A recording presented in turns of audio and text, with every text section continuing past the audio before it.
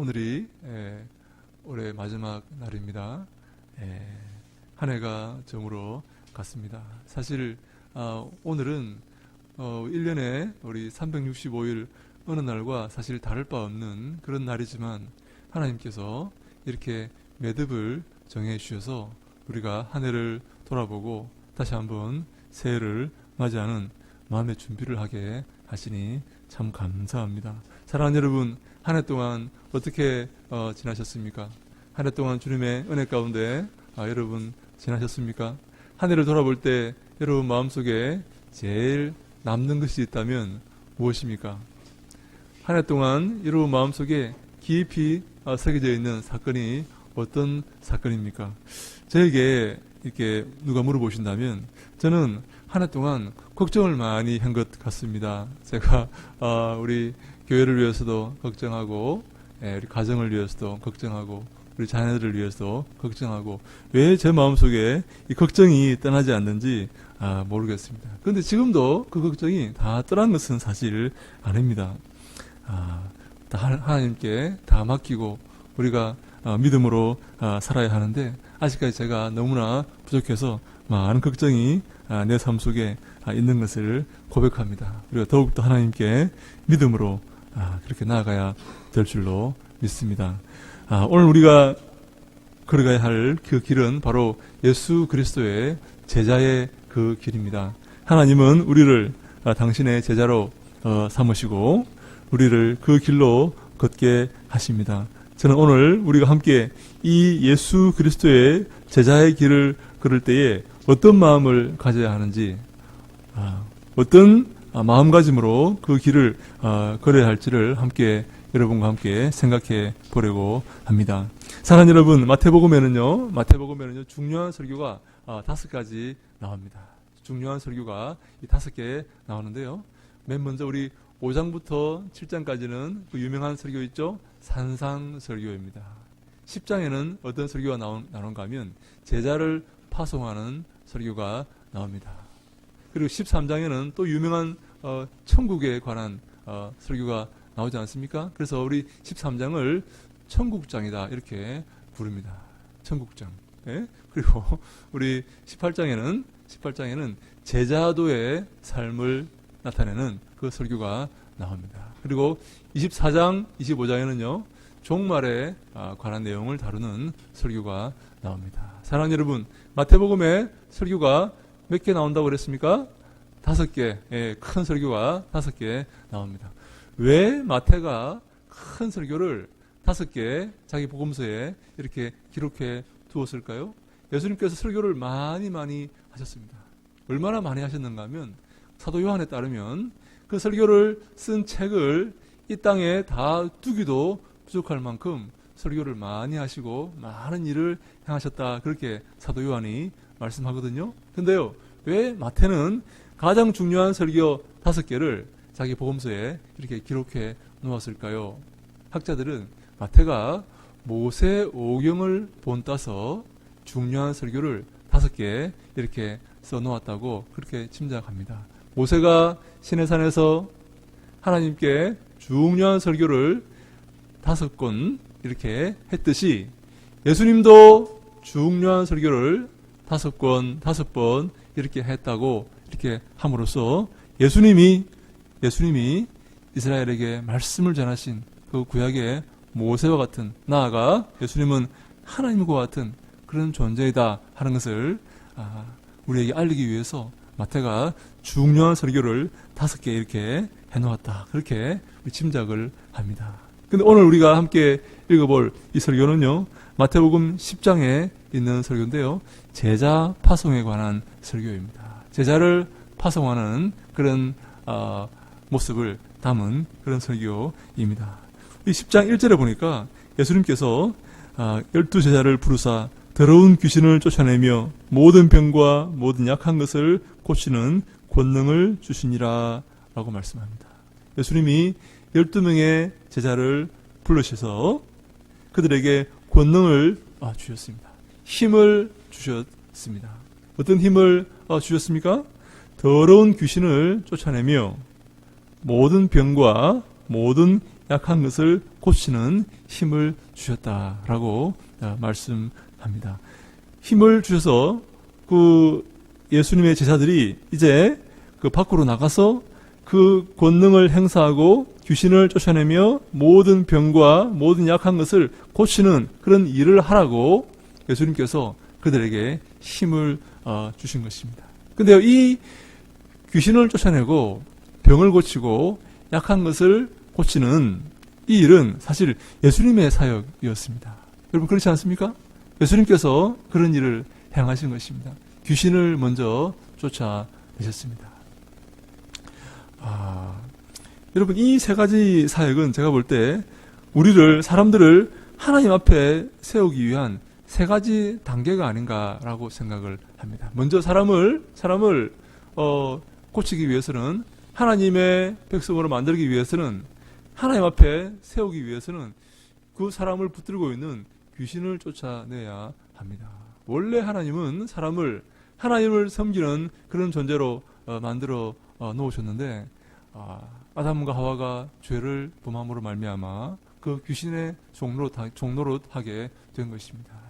그래서 하나님을 외면하고 이 땅을 사랑하고 그 귀신의 그 명령을 따르는 그런 존재가 되어 버린 것이죠. 그래서 다시 한번 그 사람들을 하나님을 외면하고 세상을 사랑하는 그 사람들을 하나님의 백성으로 돌리기 위해서 하나님의 자녀로 돌리기 위해서 그 사람들을 붙들고 있는 귀신을 내쫓아야 한다라고 말씀하고 있는 것입니다. 먼저 귀신을 내어쫓고 그 다음에 그 병을 고친다라고 말합니다. 이 병은 사실 모든 병이 다 이 귀신의 역사는 아니지만 많은 병이 귀신의 역사에 우리가 보게 됩니다. 우리가 병들어 죽는 이유가 무엇입니까? 우리의 죄 때문입니다. 우리가 하나님을 섬기지 못하고 죄 가운데 살았기 때문입니다. 이게 바로 이 병이 영적인 문제라는 것을 우리가 여기서 보게 됩니다. 그리고 마지막으로 제자들은 약한 것을 고치라고 이렇게 파송을 받습니다. 사람들에게는 특별히 약한 부분이 있습니다. 그렇지 않습니까? 그러나 일반적인 약점이 아니라 하나님 앞에 나아갈 수 없는 이 심각한 약점을 가지고 있을 때 제자들은 그것들을 고치는 그런 사역을 합니다. 그래서 우리 하나님의 그 예수 그리스도의 뒤를 따르는 우리 제자들은 이 땅에서 악한 귀신을 쫓아내고 그리고 우리의 병을 고치고 그리고 약한 것을 다시 고쳐서 우리가 다시 하나님 앞에 설 수 있도록 하나님이 기뻐하는 사람으로 살아갈 수 있도록 만들어주는 그 사역을 우리 예수님의 제자인 우리들이 해야 한다라고 성경은 말씀하고 있습니다. 그래서 예수님께서 그 제자들에게 이제 그 사명을 주시고 그 여행을 떠나게 하십니다. 오늘 우리 보니까 그 예수님께서 우리 10절에 보니까 여행을 위하여라고 말하지 않습니까? 이제 제자들은 그 사명을 들고 그 사명을 붙들고 여행을 떠나게 됩니다. 사랑하는 여러분, 사실 우리의 모든 인생 여정은 여행입니다. 우리는 어디로 지금 가고 있습니까? 종착 지점은 어디입니까? 우리 이 여행의 종착 지점이 어디입니까? 천국입니다. 우리는 지금 천국으로 향해서 한 걸음 한 걸음 걸어가고 있는 것입니다. 그래서 존 버년이라는 사람이 이 철로 역정이라는 책을 썼지 않습니까? 하나님 나라로 향하는 그 역정에 대해서 기록한 것입니다. 사랑하는 여러분, 좋은 여행자가 되기 위해서는 어떠한 마음을 가져야 합니까? 먼저 짐이 가벼워야 됩니다. 우리 삶을 짓누르고 걱정하게 만드는 모든 짐을 하나님께 내맡기고 사명자의 여행을 떠나가야 하는 것입니다. 그래서 우리 10장 37절에 이런 말씀을 합니다. 아버지나 어머니를 나보다 더 사랑하는 자는 내게 합당하지 아니하고 아들이나 딸을 나보다 더 사랑하는 자도 내게 합당하지 아니하며. 하나님보다 더 사랑하는 것이 있으면 안 된다라고 말씀하고 있습니다. 사랑하는 여러분, 우리 마음속에 하나님을 섬기고 하나님을 사랑하는데 방해가 되는 것이 있으면 안 된다라고 성경은 말씀하고 있는 것입니다. 여기서 말하는 합당하다는 말은 우리 10장 37절에 합당하다는 말은 가치 있다라는 말입니다. 그래서 자, 여러분 우리 10장 37절 말씀을 같이 한번 읽어볼까요? 자, 우리 10장 마태복음 10장 37절 말씀을 같이 읽습니다. 시작. 아버지나 어머니를 나보다 더 사랑하는 자는 내게 합당하지 아니하고 아들이나 딸을 나보다 더 사랑하는 자도 내게 합당하지 아니하며. 아멘. 합당하다는 말은 가치 있다라는 그런 말입니다. 다시 말해서 하나님보다 하나님을 더 사랑하는 자가, 이 땅의 모든 것보다 하나님을 더 사랑하는 자가 내게 가치 있는 자다라는 말입니다. 다시 말해서 하나님께 가치를 두지 않고 이 땅의 것들에 가치를 두는 그런 사람은 내게 가치 있는 자가 아니다라는 말씀입니다. 너가 하나님께 더 가치를 두느냐? 그러면 하나님께서 너를 더 가치 있게 보신다라는 말이고, 너가 하나님 대신에 이 땅의 것을 더 가치 있게 생각하고 나머지 것을 더 가치 있게 생각한다면 하나님도 너를 가치 있게 보지 않겠다라는 말씀입니다.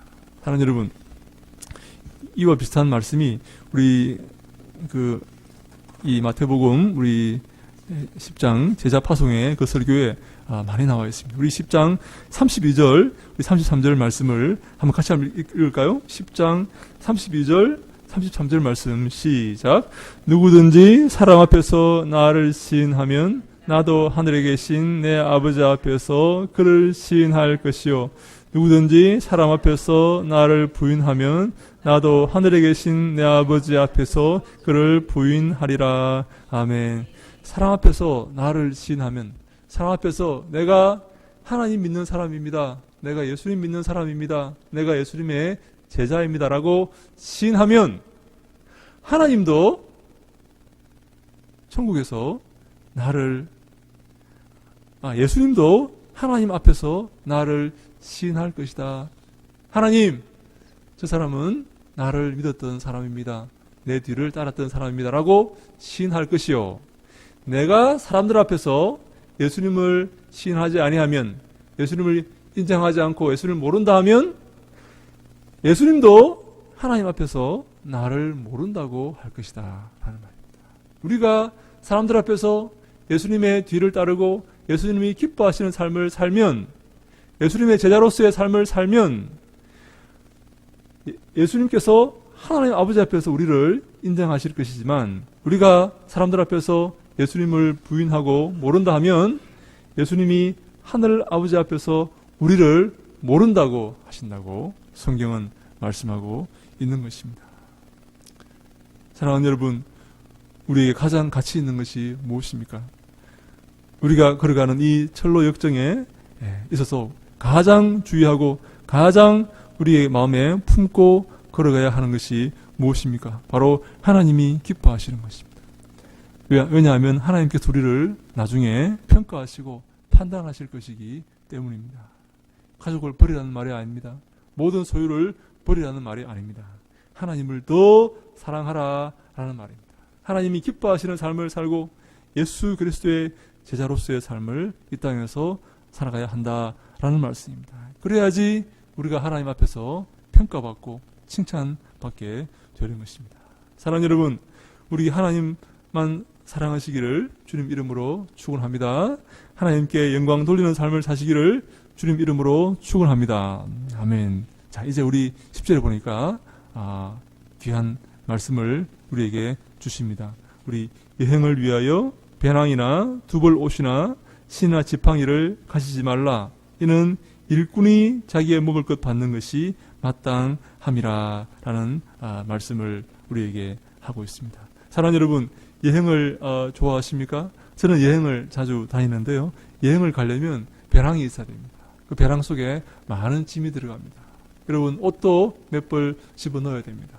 그리고 신발도 또 집어 넣어야 되고, 또 여러 가지 산에 올라가려면 지팡이도 필요합니다. 그런데요, 예수님은 아무것도 가지지 말라고 하십니다. 왜 그렇습니까? 예수님께서 직접 챙겨주시겠다라는 말씀입니다. 왜냐하면 이 여행은, 이 복음 전도의 여행은 우리의 여행이 아니라 하나님을 위한 여행이기 때문입니다. 그리고 일꾼이 자기의 먹을 것 받는 것이 마땅하다고 말씀을 하십니다. 일꾼은 자기의 먹을 것을 먹는 것이 마땅하다라는 말씀입니다. 사랑하는 여러분, 제가 어떤 친구 집에 가서 일을 좀 도와주면 그 친구가 제게 식사를 대접합니까? 그렇지 않습니까? 잘 모르시겠습니까? 제가 대학 다닐 때 이런 일이 있었습니다. 저희 지도 교수님이 연구실을 이렇게 옮기는데 책이 많으니까 저희들 보고 좀 이렇게 옮겨달라고 이렇게 했던 적이 있습니다. 그래서 우리 학생들이 몇 명 가서 연구실에 그 책들을 다 이렇게 옮겨 드렸는데, 교수님이 나중에 오시더니 하는 말이, 이거 햇빛이 이쪽으로 비치니까 이쪽 책을 저 편으로 이렇게 다시 옮겨달라는 겁니다. 그래서 제가 그때, 짜증이 약간 났습니다. 책 그거 햇빛이 좀 비치면 어떻다고. 그래서 다시 이렇게 책장을 다시 저 편으로 옮겨 드렸는데, 그래서 저희들이 이제 맛있는 음식을 이제 사줄 거라고 생각하고 기다렸는데, 그 교수님이 짜장면을 시켜주는 겁니다. 짜장면. 그죠? 그래서 우리가 얼마나 화가 났는지, 아니 이렇게 일을 시켜놓고 이렇게 짜장면을 때우려고 하냐고 이렇게 했던 기억이 지금도 이렇게 났는데, 일꾼은요 열심히 일하고 밥을 먹는 것이 당연합니다. 당연히 일꾼에게 식사를 대접해야 합니다. 그래서 우리가 하나님 일을 하십니까? 하나님 일을 하는 사람입니까? 하나님께서 우리에게 식사를 대접해 주시는 것이 당연한 것입니다. 그래서 우리가 무엇을 먹을까, 무엇을 입을까 걱정하지 말라고 하시는 것입니다.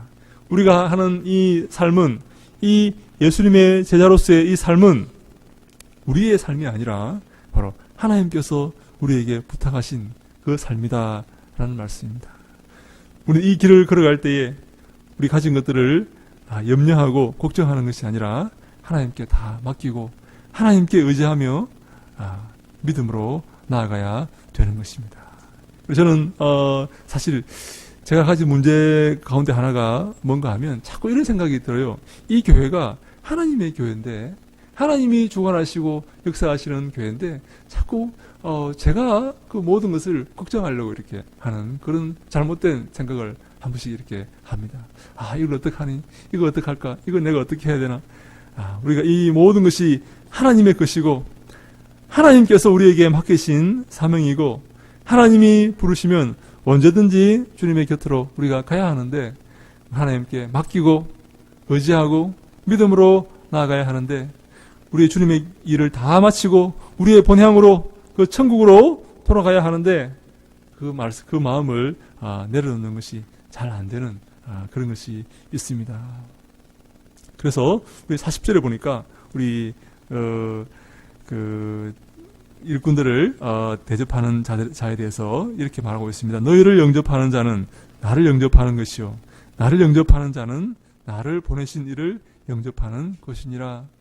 그 제자들을 영접하는 자는 바로 나를 영접하는 자다, 예수님을 영접하는 자다라는 말입니다. 그 제자의 삶을 살고 그 복음의 삶을 살고 주를 위해서 모든 것을 내려놓고 그리스도의 뒤를 따르는 그 복음 전도자를 영접하고 대접하는 사람은 바로 예수님을 영접하고 대접하는 사람이다 라고 말씀하는 겁니다.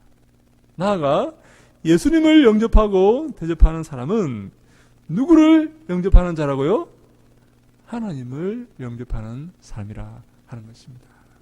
우리가 복음을 전할 때, 우리가 이 사명을 감당할 때에 우리에게 좋게 하고 우리에게 복을 빌고 우리에게 냉수 한 잔이라도 떠주면서 수고한다고 말하는 그 사람은 바로 예수님에게 그렇게 하는 것이요. 왜냐하면 그것은 예수님의 일이기 때문에 그렇습니다. 예수님에게 그렇게 하는 사람은 바로 하나님에게 그렇게 하는 사람이라고, 하나님께 칭찬을 잃지 않을 것이라고 그렇게 말씀하고 있는 것입니다. 그래서 42절에 또 누구든지 제자의 이름으로 이 작은 자 중에 하나에게 냉수 한 그릇이라도 주는 자는 내가 진실로 너희에게 이르노니 그 사람이 결단코 상을 잃지 아니하리라 라고 말씀하고 있습니다. 이 복음을 들고 이 어려운 가운데서 핍박 가운데서 복음을 전하는 자에게 수고한다고, 정말 주의 그 길을, 십자가의 그 길을 걷는다고, 수고한다고 냉수 한 그릇이라도 주는 사람은 결단코 상을 잃지 아니하리라 라고 하나님께서 우리에게 선포하십니다. 왜 그렇습니까? 이 길이 하나님께서 주신 길이고 예수님의 그 뒤를 따르는 길이기 때문입니다. 지금은 비록 보잘것없고 지금은 우리에게 형편이 넉넉하게 보이지 않더라도 이 길은 예수님께서 우리에게 명령하신 길이고 예수님께서 보내신 길이고 하나님이 기뻐하시는 길이기 때문에 이 길을 걷는 우리 예수님의 제자들은 두려워 말고 염려하지 말고 주님께 모든 것을 의탁하고 하나님만 바라보고 하나님만 의지하며 겸허한 마음으로 한 걸음 한 걸음 이 길을 걸어가야 한다라는 말씀입니다. 사랑하는 여러분, 우리에게 많은 어려움이 있고 우리에게 많은 시련이 있습니다. 아마 내년에는 더 많은 어려움과 시련이 있을지도 모릅니다. 그러나 우리 주께서 우리에게 부탁하신 이 사명을 붙들고 주님께서 우리에게 보내신 이 파송의 사명을 붙들고 우리가 주님을 향하여 주님을 기억하며 십자가의 길을 한 걸음 한 걸음 걸어가시는 주님이 기뻐하시는 종들이 다 되시기를 주님 이름으로 축원합니다. 동탄 예수교회가 이 사명을 주님 오실 그날까지 끝까지 버리지 아니하고 포기하지 아니하고 감당할 수 있도록 함께 기도해 주시고 그런 은혜가 우리 교회 위에 있기를 주님 이름으로 다시 한번 축복합니다. 아멘. 기도하겠습니다.